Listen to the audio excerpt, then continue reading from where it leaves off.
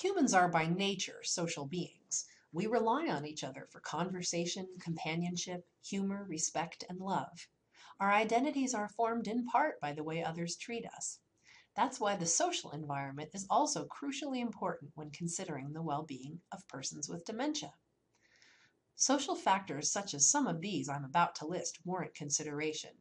And as ADRC staff and partners, you can help families and care partners think about these factors. For example, who is in the room? Does the person with dementia recognize others in the room? Remember that a person with dementia can recognize another person without knowing his or her name.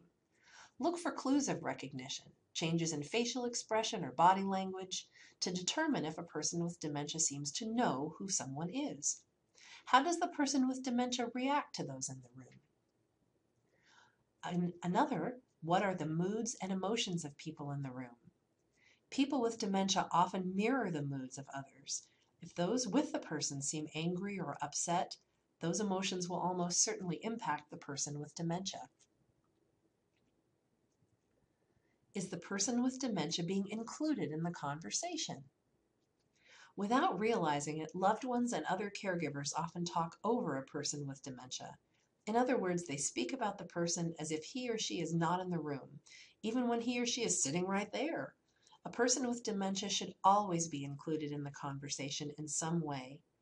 Even if he or she is unable to respond verbally, conversation partners should make eye contact, use gentle touch if it's appropriate and accepted by the person, and acknowledge the person's presence. What is the subject and tone of the conversation? As we previously mentioned, people with dementia mirror the mood or tone that others set. So if the tone of a conversation is angry or loud, the person may mimic this or become confused, nervous, or upset. Finally, what interactions has the person had in the recent past? Research indicates that even after a person with memory loss has forgotten an interaction specifically, the feelings resulting from that interaction still linger in his or her body for some time, maybe even up to 24 to 48 hours.